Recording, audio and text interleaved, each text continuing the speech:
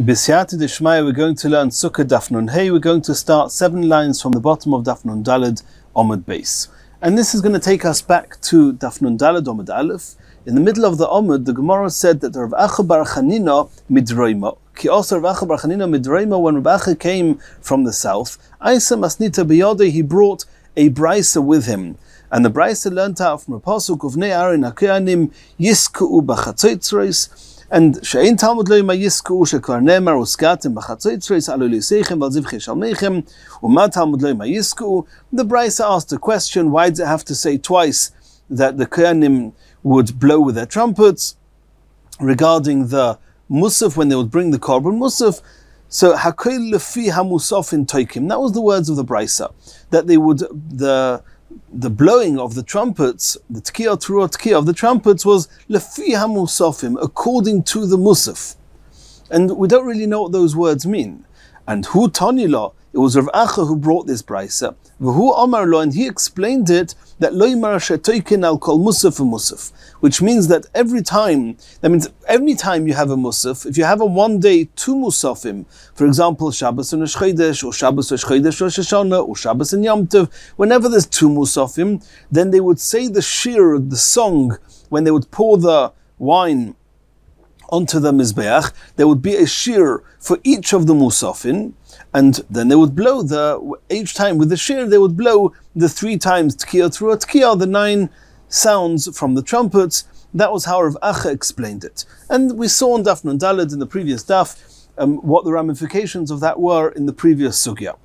Masechet, the Gemara is now going to question what Rav Acha said. That Rav Acha said that when there's 2 karbonos of Musaf, you say shir in both of them, and you blow the trumpets in both of them. Masechet, it says in the brisa, Rosh Chodesh shechol liyos b'Shabbos. If it happens to be that Shabbos and Rosh Chodesh fall on the same day, shir shel Rosh Chodesh doicha shir shel Shabbos, that the song of the Musaf of Rosh Chodesh overrides and, so to speak, rejects, pushes away the shir of the Shabbos Musaf. V'i isa, according to Rav Acha, leima the Shabbos v'leima the Rosh Chodesh. Then you have 2 musafim and you have a shir on both of them. What does it mean that one gets pushed away from the other? So it seems from the brisa that you only ever say 1 shir and then you only blow the trumpet once for one of the karbonis, not both, as Rav Acha suggested. Omer Rav Safra. Rav Safra said no. My doicha, when it says in the brisa that the shir of Rosh Chodesh is doicha, it pushes away the shir of Shabbos, it doesn't mean it pushes away altogether. It means doicha lekadim. It pushes its way forward to be first. That the shir that is going to be said first is the shir of the Rosh Chodesh before the shir of Shabbos. Asks the Gemara of Hamai, why should that be true? Tadir v'she'enu tadir, tadir koidem. We have a rule that says that anything that when you have 2 mitzvahs to do, and one of them is done more often than the other, then the one that's done more often gets precedence, is more important. Here too, Shabbos is much more often than Rosh Chodesh. And so why do we say the shir of Rosh Chodesh before the shir of Shabbos? Omer Rav Yechanan. Rav Yechanan says, I'll tell you why. It was very important that people knew with absolute certainty that the Beis Din had determined when Rosh Chodesh was, and nobody should have any doubts. This is when Rosh Chodesh is, and therefore on Rosh Chodesh they would do something to bring out the importance of the Rosh Chodesh, the concept of Rosh Chodesh and the Korban of Rosh Chodesh. The shir would be before that of Shabbos. Asks the Gemara, V'hai hakera of dinon? We understand and appreciate that you need to make a recognition and do something that people should know it's Rosh Chodesh, something to bring out the importance of Rosh Chodesh. But was this the sign that they did, that the shir of Rosh Chodesh was before that of Shabbos? Hakera achrita of dinon. Well, we see in the Mishnah that they did a different heker, a different sign. They did something else that people would be able to tell that it was Rosh Chodesh. The Tanya we learned in the Mishnah.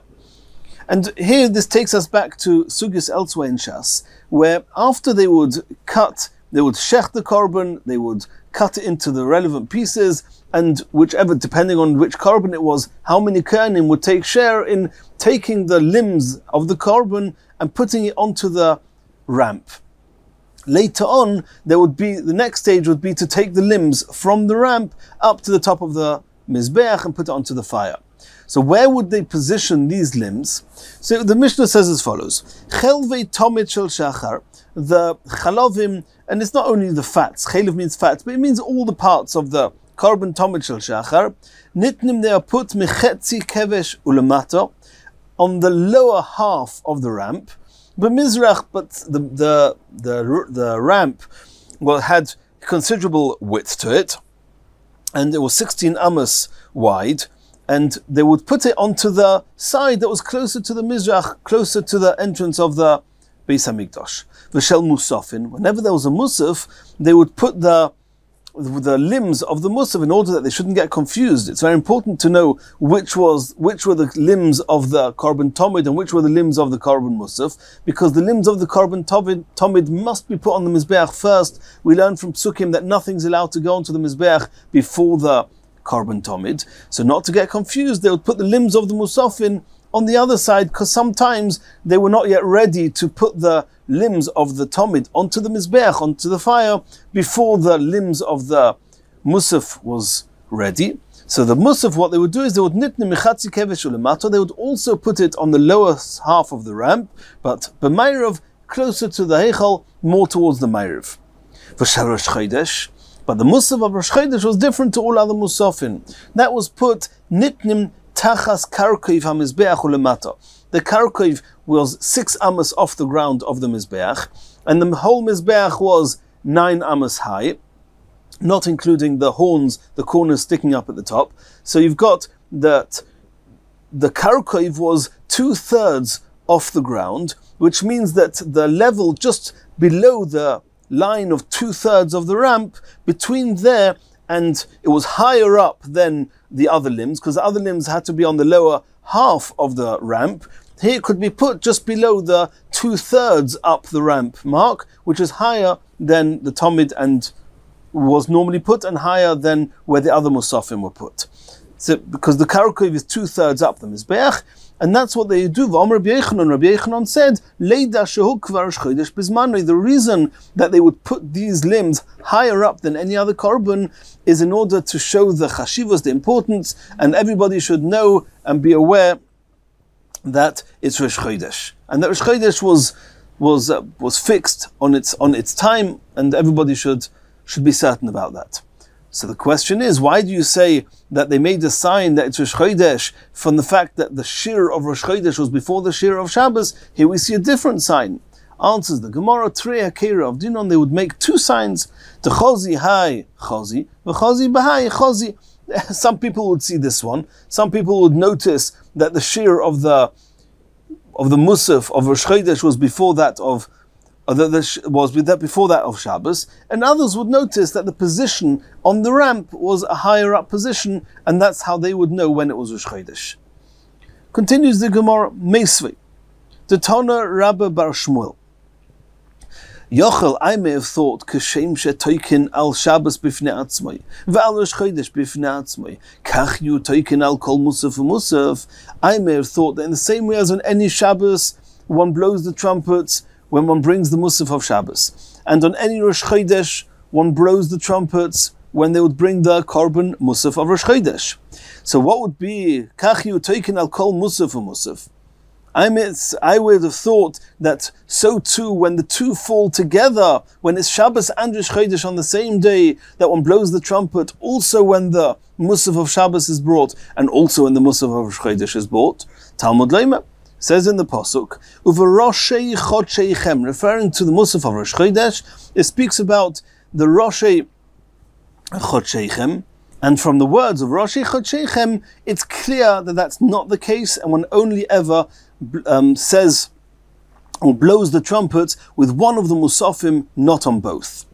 We don't know exactly how to learn it from the words of Roshei Chodsheichem. We'll see that soon. But either way, you see in this brisa clearly, they would not say the shir of both musafim. They would not blow the trumpets with both musafim. Tiyufta de Rav Acha. Tiyufta, this is a refutation of what Rav Acha said. Rav Acha said on Daf Daled Amud Aleph that we mentioned before, that when there's 2 musafim, then one blows the trumpets on both of them. Here you see clearly that not. My Talmudah, The Gemara is asking, that where do you see from the words of Roshei Chodsheichem that one does not blow the trumpets on both Musafin? Says a Machlokes, Omar Abaya, Omar Kro, Roshei Chodsheichem, from the fact that the pasuk puts together Roshei Chodsheichem, referring to all the Rosh Chodeshes, that they're all the same. Hukshu Kol HaChadoshim Kulam Zeh Lezeh, all of the Rosh Chodesh are the same, and in the same way as on any typical Rosh Chodesh, one only blows the trumpets once, so too when it's Rosh Chodesh on Shabbos, you only blow the trumpets once and not twice. Rav Ashi Omar, Rav Ashi learns it a bit differently. Rav Ashi says that Ksiv, it says in the pasuk Chod Sheichem, even though it's expressed, the way we say it is Chod Sheichem in plural, but it's actually written Chod Shechem as without the Yud. It's written in single tense. Uchsiv, and it says Uver Roshei. Roshei is the heads of the month, the beginnings of the month, which is a plural tense. So what Rosh Chodesh could be talking about that a single month is a Roshei? Where do we find a month which is two heads? Havaim is a Rosh Hashanah. It's Rosh Hashanah, which is also Rosh Chodesh Tishri, and also the Rosh of the head of the whole year. V'amar Achmana, and the Torah says that the Roshei, this day of Rosh Hashanah, Chod Sheichem, written in single tense, Chadhu. So you see that even though on Rosh Hashanah you've got more than one Musaf, view it as just one, and you only do the trumpets once. And this is the source that the Brisa brought, that one does not say blow the trumpets, I'll call Musaf a Musaf, and that's the refutation against Reb Acha. Continues the Gemara of Oy Tanya, another Brisa that's also going to serve as a refutation against Reb Acha. B'choy shel moed. We're talking here about the Chol HaMoed of Sukkot. And this is talking now primarily about Eretz Yisrael, where Sukkot is 7 days, the first day is Yom Tov, and there is 6 days of Chol HaMoed, the last day happens to be Hoshana Rabbah. So the question is, what song did they sing when they would bring the Musaf on the days of Chol HaMoed on Sukkot? So Barishain, on the first day of Chol HaMoed Sukkot, Maho Yoimrim, what did they say when they brought the Musaf? What song did they sing?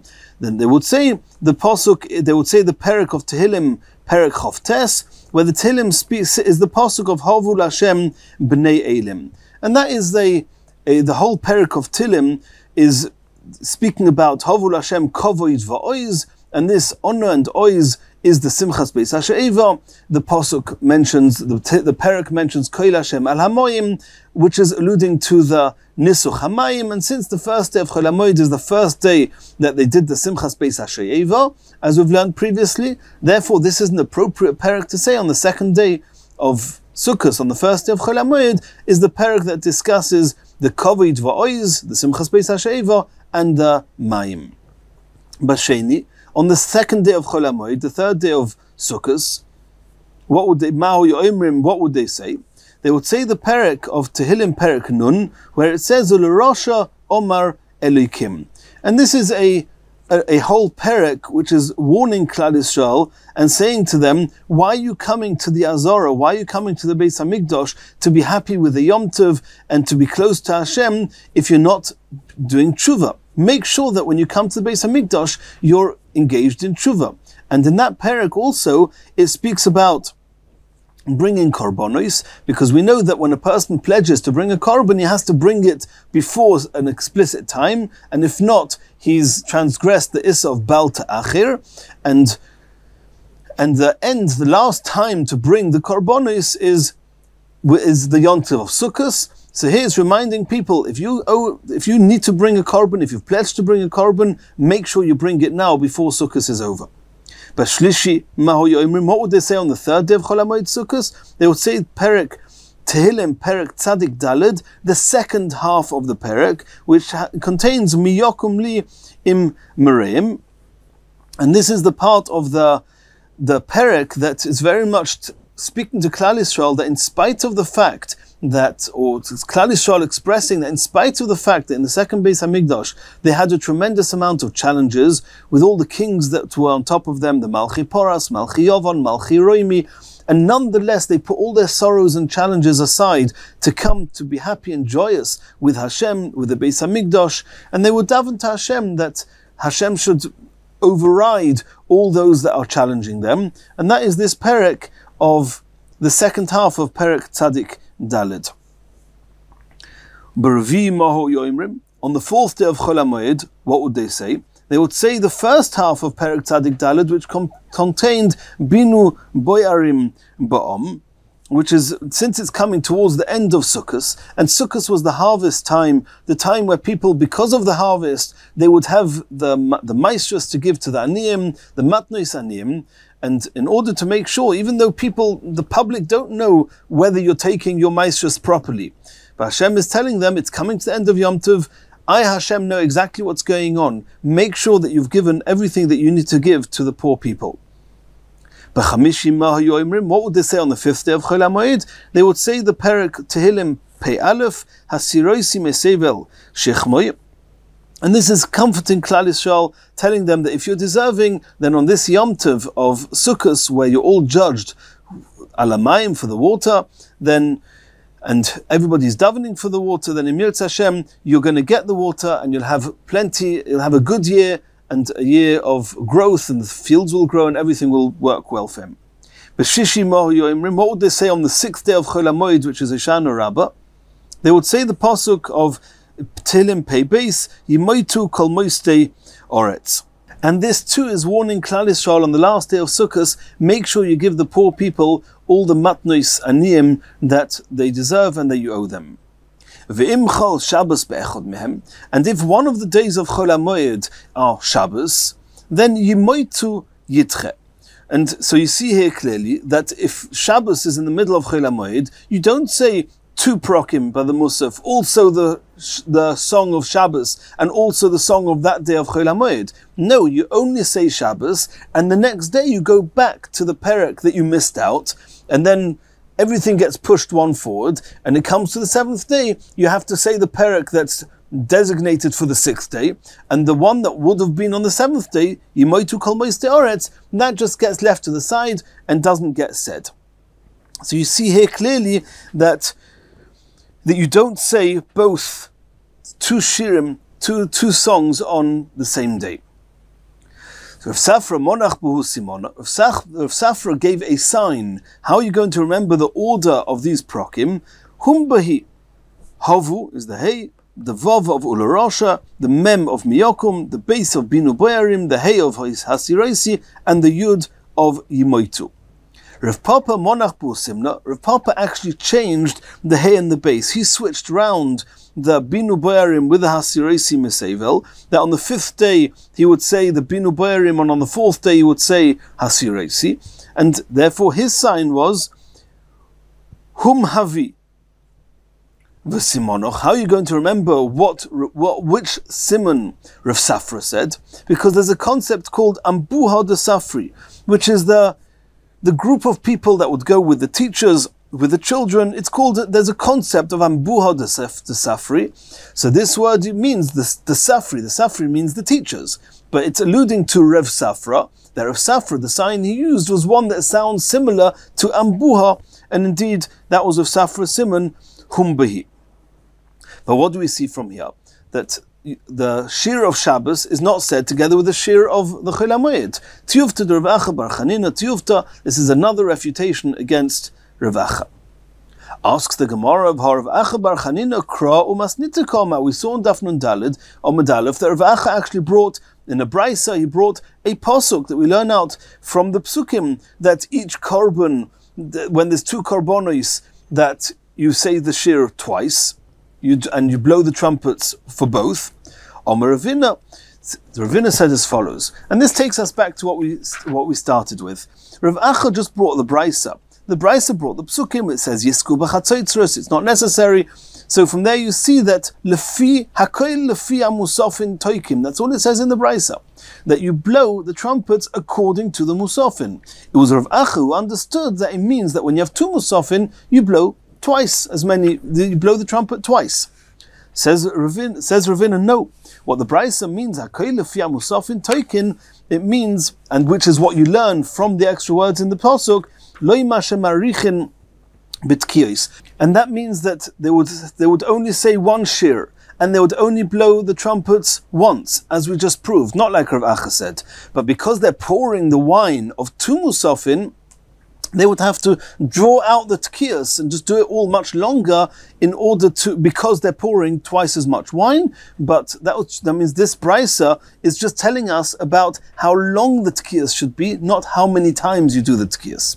Rabbanon de Kisri Mishmeder of Acha Omri, Loimar Shemarbe Betoikin, that what the brisa is telling us, and the brisa deduces from the pasuk, that Hakoilef Yamusafin Toikin, what it's teaching us is not how long the tkiyas are, not how many sets of tkiyas, as Rav Acha said on Nun Daled Amud Aleph, rather how many people are blowing. When there's two musafin, they would bring more people to blow the same trumpet. They would blow trumpets at the same time. There wouldn't be one person blowing a tekiah. There would be more people blowing a tekiah. The more musafim, if there's more musafim, there's more people who are blowing trumpets. So says the Gemara, now that we've discussed what they did in the Beis HaMikdash on Chol HaMoed, and that you have the song of Chol HaMoed and the song of Shabbos, and when they meet each other, then you override the Chol HaMoed song to say the song of Shabbos. So now we have a similar issue that we have to deal with, and that is in Chutz La'aretz. See, in Eretz Yisrael, it's very straightforward. What do we say in the Tefillah?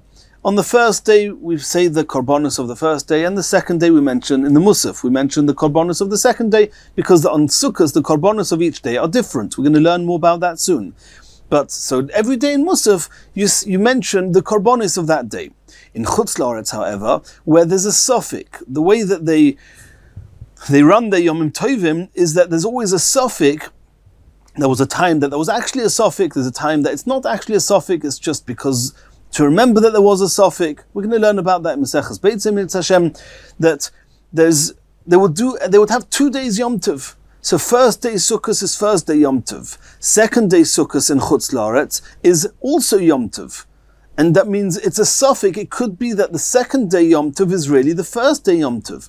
And since both of those first 2 days are Yom Tovim, there's no way in the world you can say the korban of the second day, of Yom HaSheni. Because everybody agrees that were it the second day, then of course it's not a Yom Tov. The problem is in Chutz La'aretz, we don't know, is the first day, or is the second day the first day? And therefore we have Yom Tov on both days.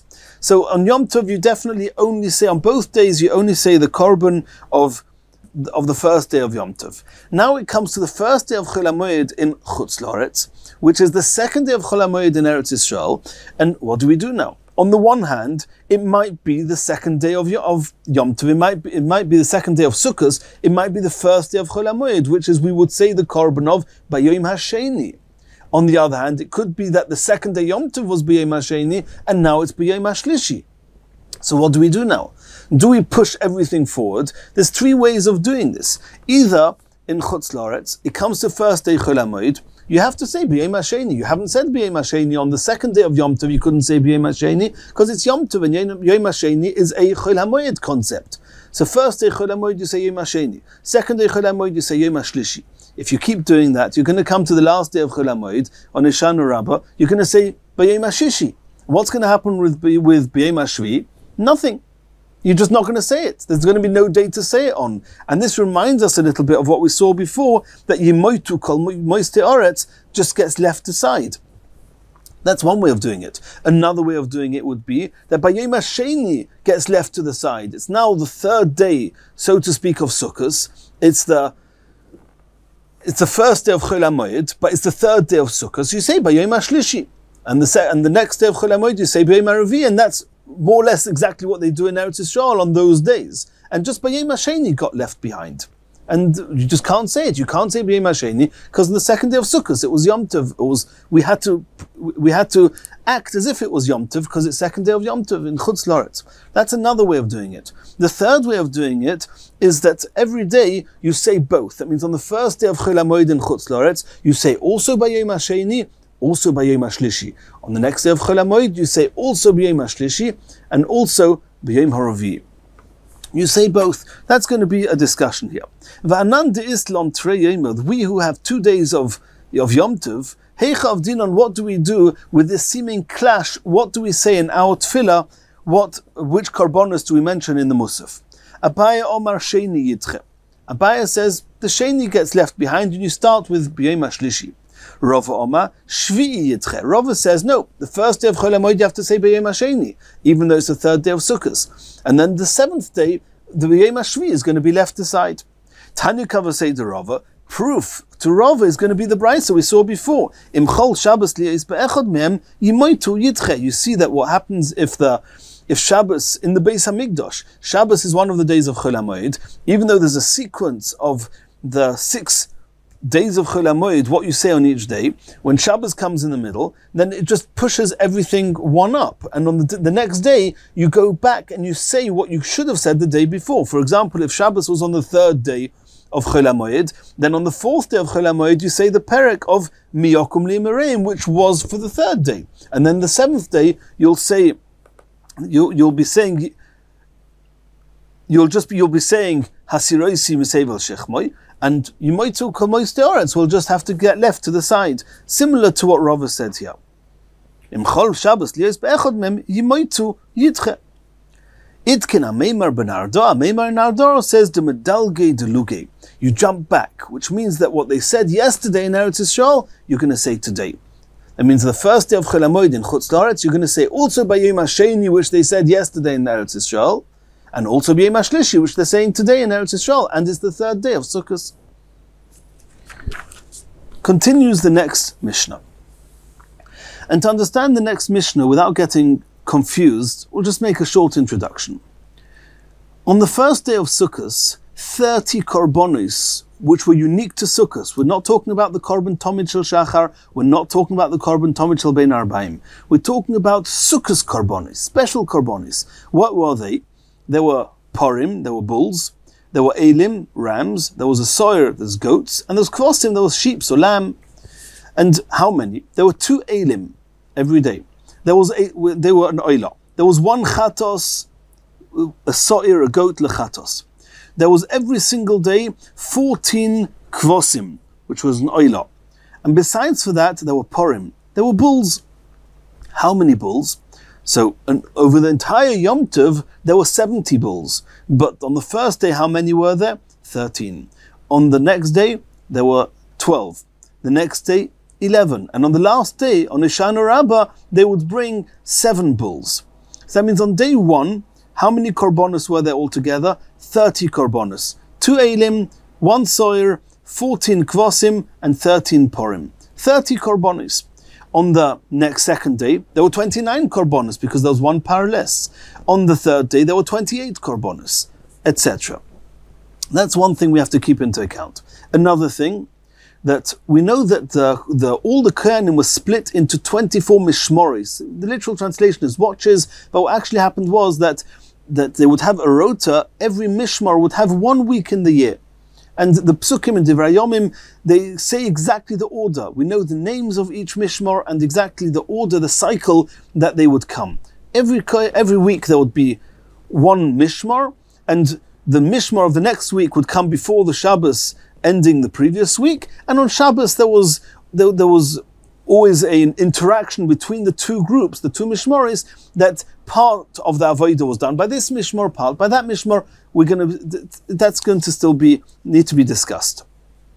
But however, on the Shalish Regalim, it's learned from a pasuk that on Pesach, Shavuos, and Sukkot, all the 24 regalim and mishmaris would come together, and they could all serve there at once.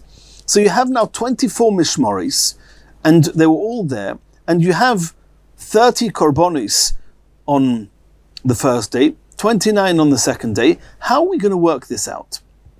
So the Mishnah is going to tell us that, and really what's going to happen is there's going to be a rota, a cycle, which means that Mishmar number, we know exactly the order. You can look in the Psukim, that there's Mishmar 1, Mishmar 2, Mishmar 3 till 24. The order of the animals is first the par, first the bulls, then the ayil, the rams, then the soyer, the goat, and then the kvosim, the 14 sheep. That's how it went. And And the Mishnah is going to explain to us that there's never going to be a case. That means we're going to start the cycle every day. That means it's got to be fair. It's going to go in a round circle. That means on day one, the Purim, how many Purim were there? 13 Purim. Each Mishmeres was given one korban. So that's really what's going to happen, is that each Mishmeres has the rights to shecht one korban in order, according to the cycle. The problem is we have 30 korbanos and only 24 mishmoris. So there's going to be 6 mishmoris that are going to shecht 2 korbanos. And we're going to see that it's the kvosim that are that some of the mishmoris are going to shecht 2 kvosim, 2 lambs on one day.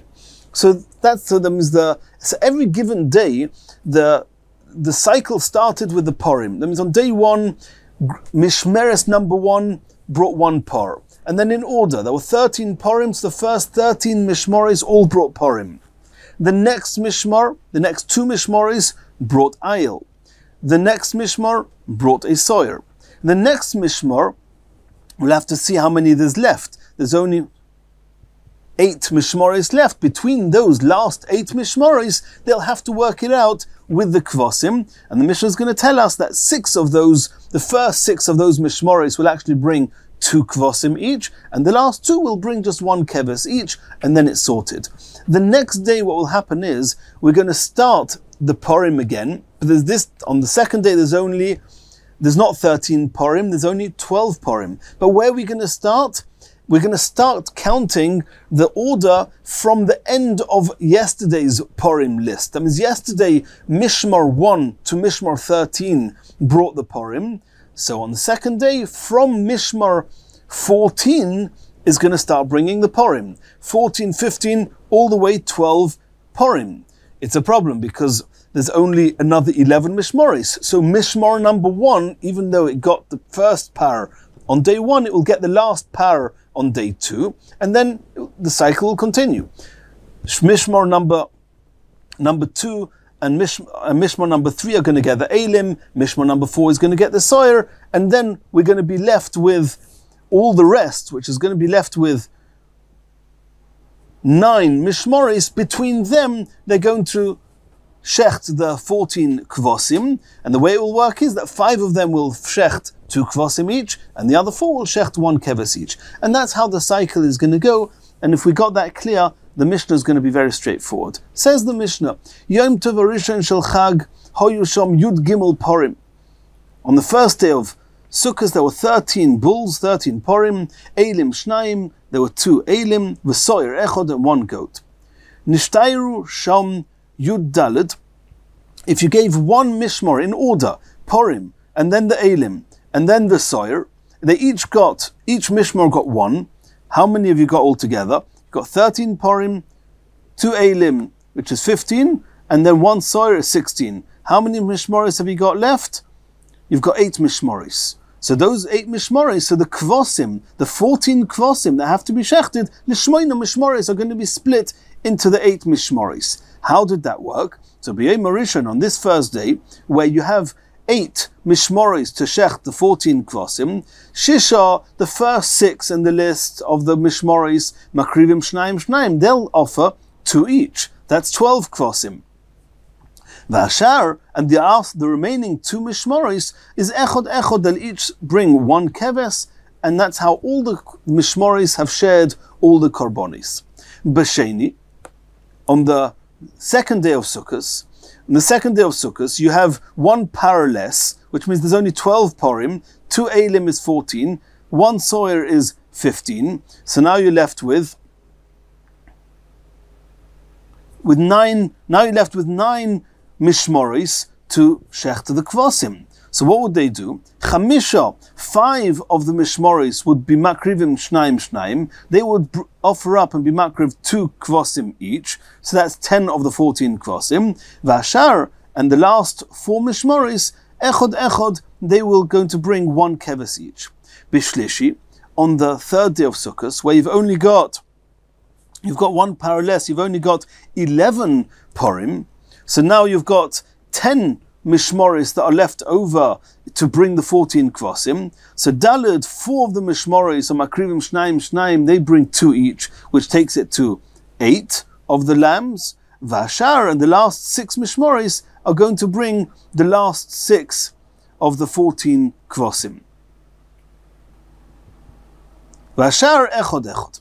Baravi, on the 4th day of Sukkah, then you now have 11 mishmoris that have to shech the 14 kvasim. So shloisha, 3 of those mishmoris is makrivim shnaim, they bring 2 kvasim each. Vashar, and the remaining 8 mishmoris, echod, they bring 1 keves each. B'chamishi, on the 5th day of Sukkot, where you've got even a parallel, you only have 9 porim now, so you're left with, between the 9 porim, 2 elim, and the soyer, you're now left with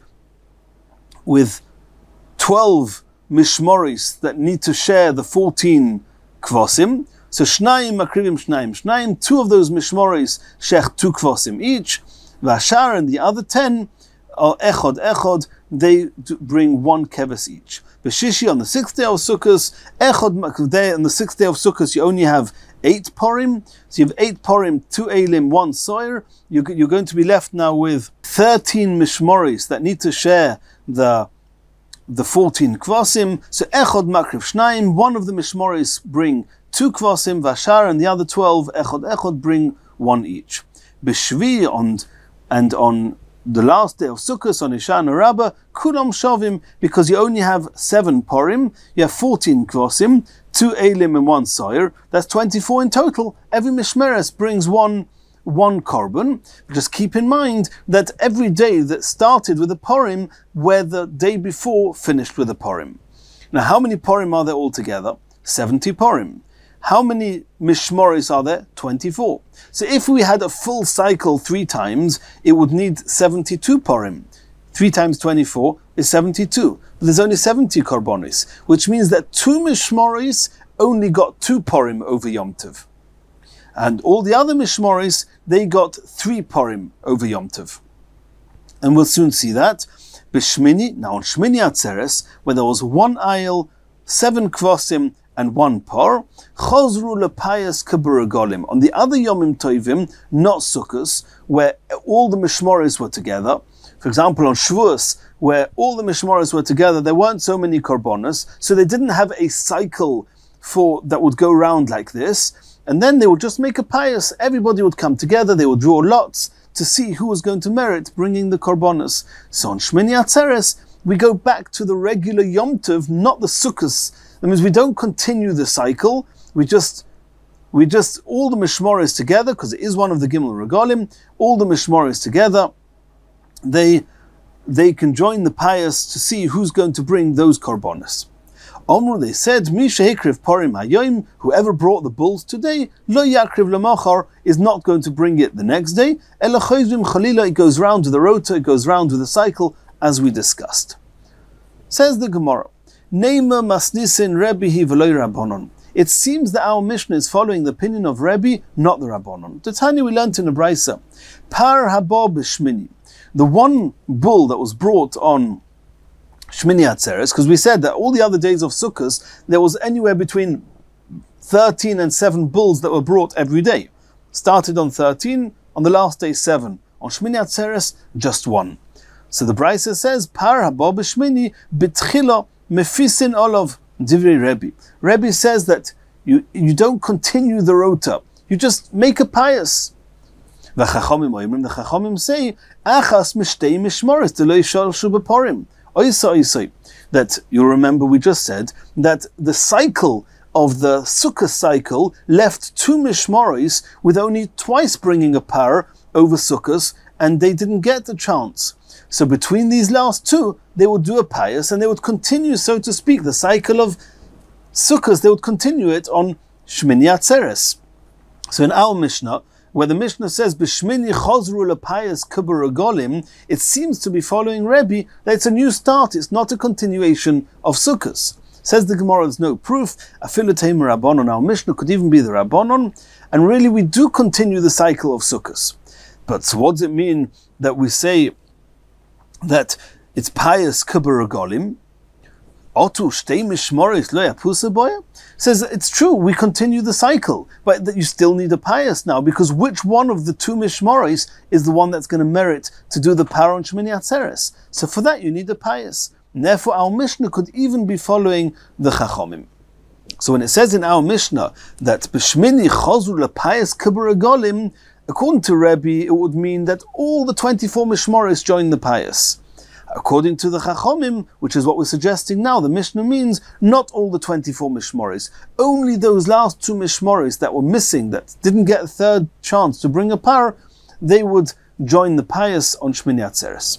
Continues the Gemara. Kaman oz lahodatanya, who's the following brisa? Following the brisa says the Tosefta, Kol ha-mishmoris shoynois, all the mishmoris they bring 2 paris, umashalchois they actually bring 3, chutz mishnei mishmoris, besides for 2 mishmoris, sheshoynois they bring 2 parim over Yom Tov, vein mashalchois they don't bring 3.